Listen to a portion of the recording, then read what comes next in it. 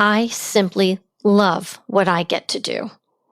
I get to bring my midlife audience helpful tools and tips to make managing this phase of life a little easier.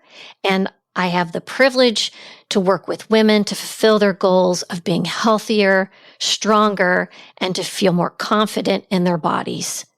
Nothing could be more fulfilling. Health, wellness, fitness, and everything in between. We're removing the taboo from what really matters in midlife. I'm your host, Michele Folan, and this is Asking for a Friend. Welcome to the show, everyone. It has been a while since I have done a solo show. And the timing is good because I get so many questions on a weekly basis from potential clients, people that are curious about getting coaching or Faster Way in itself.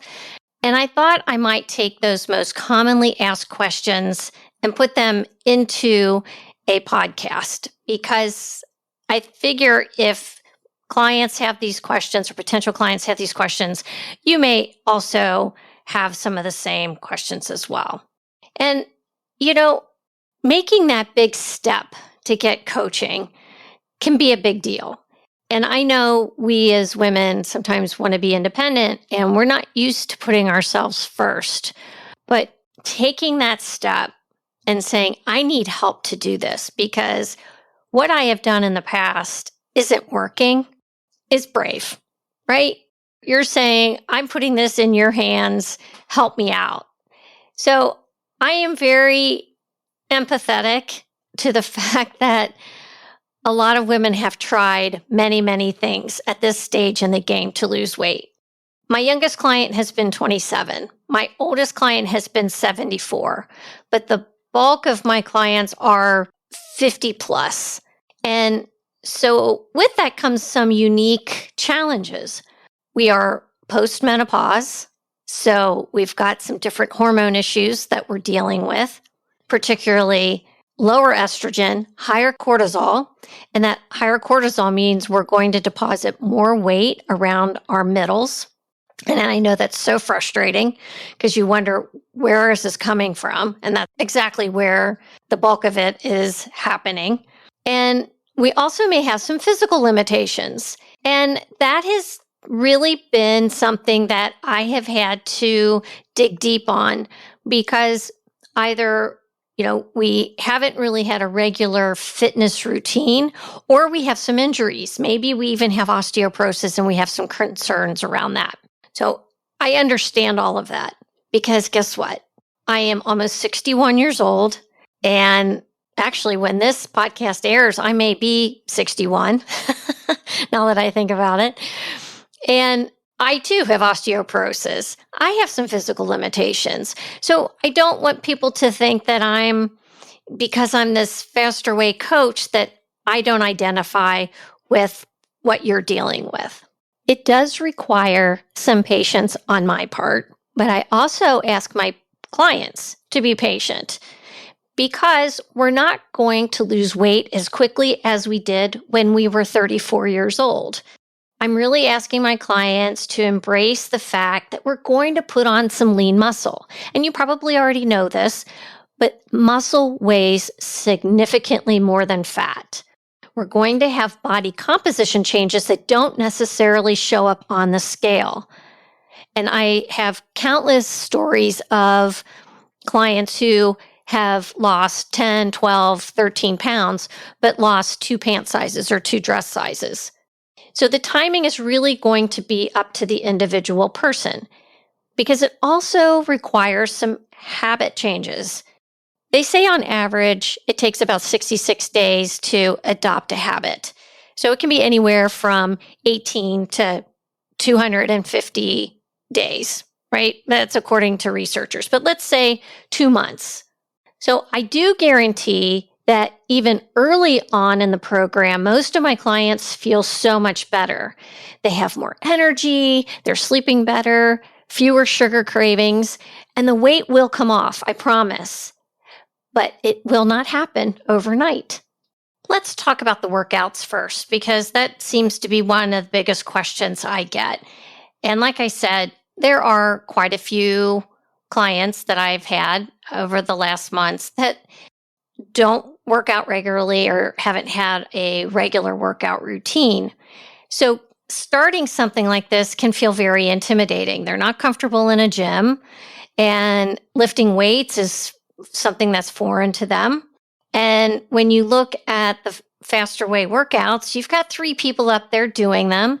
The person on the far right is doing them at a more modified level. But even that, for some people, is too much. And I understand that. I try to meet people where they are. And I like to dial in on the nutrition first and then really address the workouts. But if I can get a client to get out for a walk every single day, at least 30 minutes, that is a great place to start. Then we can start adding in the workouts. Once people are feeling a little bit better, they're feeling a little more fit because they are moving their body. And getting out for a 30-minute walk every day doesn't have to be 30 minutes all at one time. It could be 10 minutes here, 15 minutes there. I actually prefer clients to get out for a walk after a meal because this helps our bodies handle that glucose load. It actually helps you take that glucose up into your muscles, and it minimizes blood glucose spikes. So it's really just a healthier approach to walking. And so absolutely recommend that for most of my clients. And then for those of us that are sometimes a little more sedentary during the day, maybe we are working at a desk job. I like to call them exercise snacks. So it does not mean you go to the kitchen to get food. It actually means you stand up next to your desk or take a walk, do the steps in your office, but get up, even if it's just 10 squats next to your desk. All these things add up at the end of the day, and they're super important just in the fact that we've got to move our bodies. We got to keep that blood flowing. We got to keep our metabolisms going. And that is really where you get your fat burn, is from walking. So I really encourage people to get to that zone 2 level. And I always tell clients how to figure out where their zone 2 is. Zone 2 is a walking pace where it's conversational. You should be able to have a talk with someone as you are walking. So it's not getting your heart rate up really high. It could be around, 109, 112, somewhere in that neighborhood, depending on your age. But that is for maximum fat burn. So then if you combine that with starting to lift some weights, and they can be light weights, they can be 3 pounds, 5 pounds. I don't want anyone to hurt themselves. We got to start somewhere though. And we all know that muscle weighs more than fat. We also know that muscle is our metabolic currency. Your muscle is what drives your metabolism. So without muscle, it's going to be hard to have that body composition change that we're looking for. The other reason that muscle is so important is we can lose up to 30% of our muscle mass between the ages of 50 and 70. This causes some issues for many women, from a mobility issue, being able to get up out of a chair, being able to get up off the floor. Muscle protects your bones and joints. And also, if you have osteoporosis, again, super important to make sure that you have enough muscle mass. So the combination of the workouts, lifting weights, and maybe even getting a weighted vest for walking, which I highly recommend. Now, not for everyone. So you want to start at 5 to 10% of your body weight. But if you have a pre-existing condition like an injury or severe osteoporosis, I would highly recommend you ask your healthcare provider if using a weighted vest is okay for you. So we take all that working out, we take your nutrition, and we're going to get you eating a lot more protein, That is where the magic happens. So it's not just one thing, it's a combination of all these things that help women realize body composition changes. The short answer is absolutely, you will be able to do the workouts. Will you be able to do them right out of the gate? Maybe not, but we'll get you there. I'm going to dial in your nutrition first. We'll get you walking. We'll get things moving. Then we'll add some weights in. I just want women to have confidence in themselves that if they just get started, they will see positive results. Now, the next question I get very often is about intermittent fasting. There's a lot of confusion out there about the purpose of intermittent fasting. I look at intermittent fasting as digestive rest. I ask all my clients, just don't eat after dinner. Close the kitchen. Don't get out the Skinny Pop. Don't get out the bag of nuts. Stay out of the rosé or the Chardonnay. Just don't eat. Drink some hot tea.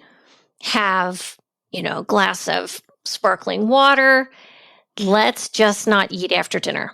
Now, intermittent fasting looks different to everyone. Some women are more comfortable just doing 12 hours because they want to be able to eat something before they go to work, and I totally respect that. Some women really love going to 16 hours. Again, I respect whatever feels good for you and your body. Here's the thing. I'm not married to intermittent fasting necessarily for women who are 50 plus, 55 plus. And the reason is I think it's really important that if you're doing a morning workout, that you have some food on board. I'd rather you eat a little something before that workout than to do it fasted. And the reason I'm saying that is we tend to have higher cortisol levels anyway in the morning. And if we stress our body out, we may increase that cortisol. And remember, cortisol is that hormone that tends to lay that fat right around our middle. So what do you eat before you work out? It's a great question. If you are going to be doing more of a weight-centered workout, so let's say leg day, which is Saturdays, and those are always pretty strenuous, I would try to make sure I've got some protein on board. Doesn't have to be a ton, maybe 20 grams of protein, but just something, and maybe a little carbohydrate. If you're going to be doing a more aerobic type of activity, like a HIIT workout, I would opt to have a little more carbohydrate with just maybe a little bit of protein. So that is my strategy. Now, after you work out is when you really want to get some protein on board. And I would say at least 30 grams of protein, 30 to 35 if you can do it. And that would be leucine-based protein. That would be animal-based protein. Now, if you're vegan, vegetarian, go ahead and do your vegan protein. But for people that are able to do meat proteins, I would definitely want you to try to get some of that on board within, let's say, 45 minutes. So try to do that. That will help you with your muscle gains. And remember, we're looking for muscle gains because we want to drive your metabolism. We want to have body composition changes. All right. And we want to have muscle anyway because we want to protect our bones. So very important. Now back to the intermittent fasting. If you want to go 16 hours, I say go ahead and do that. But intermittent fasting is not about skipping meals or calorie deprivation. I ask my clients to get the same amount of calories in that 8-hour eating window as they would in a 10-hour window, as they would in a 12-hour window. So you have to be very cognizant of the fact that you're going to be packing a lot of calories in a very narrow window. And for some people, that's uncomfortable. So again, it really has to work for you, has to work for your lifestyle, and it has to make sense with what we're trying to achieve here. So again, I leave it up to my clients. They know their bodies better than anyone, and I am not going to dictate how we do it. It's just don't eat after dinner. By giving your body that digestive rest, it allows your blood sugars and your insulin to normalize. When we eat all day long, our blood sugars are going up and down, up and down. That digestive rest gives your body some time to repair and rest. Carb cycling is a strategy that is very unique to Faster Way. It may seem a little confusing at first, but I'll tell you, I don't even think about it now. I know every day of the week what day is what. So it's something that you just learn and it becomes very intuitive. Carb cycling is a way of just changing up our eating cycle throughout the week to keep our bodies kind of guessing. Our bodies are incredibly adaptable. If you think about this, and I use this example all the time, back when we were cave people, we could still have babies and survive even when there was scarcity of food because our bodies would adapt and hold on to fat. So that's why those restrictive calorie diets don't really work long term because our bodies eventually get smart and we'll start to hold on to fat. With carb cycling, Mondays and Tuesdays, we do a much lower carbohydrate diet with much higher fat. You're going to derive your energy from the fat, and then those extra calories that we've eaten maybe over the weekend that get stored as glycogen, we can burn those off because if you have a lot of carbohydrate on board, you're going to burn that first before you burn your glycogen. And we want to burn off the glycogen so that we can start burning fat. And I probably have just totally confused everybody, but hang tight with me here. The rest of the week, we do a lower fat, higher carb eating schedule because that carbohydrate, again, is going to provide our energy like the fat did on Monday and Tuesday. And then we're going to have plenty of protein on each day. We're going to have plenty of fiber. But just knowing that our bodies have carbohydrate on board, we need to have that carbohydrate, ladies. We've got to have that in order for us to keep our muscle. Because without the carbohydrate, our bodies will start to burn muscle for energy. And we don't want that. Again, it goes back to why keto works initially, but long-term, it is not a great strategy. I had a potential client, who said after I explained Faster Way to her, she goes, well, I think I'm just going to try keto again. And I said, well, if you were so successful with keto the first time, why do you have to do it again? And she said, oh, yeah. So that's why we do things the way we do at Faster Way. And the carb cycling really does work. So these are just a few of the things that I think are really important and make Faster Way kind of stand out as being unique. Again, it's about feeling good in your clothes now, having great energy, sleeping well, being able to do the things you love to do, being able to play with the grandkids on the floor. All those things. It's really important for the here and now, today, because we want to be healthy. We want to get a good report card from our doctors. We want to prevent disease. We don't want to have type 2 diabetes. We don't want to have heart disease. We want to prevent cancer, dementia, all these things down the road. Imagine yourself at 80 or even 90, not just existing, but thriving. Picture yourself getting down on that floor to play with your great-grandchildren, tending to your garden without fear of falling, or dancing at a family wedding. This isn't just a dream. It's a future you can actively create starting today. And while many of us focus on how we'll look in our summer clothes, and that's important, or maybe at an upcoming event, the real prize is building a body and mind that will carry us through our golden years with dignity and joy.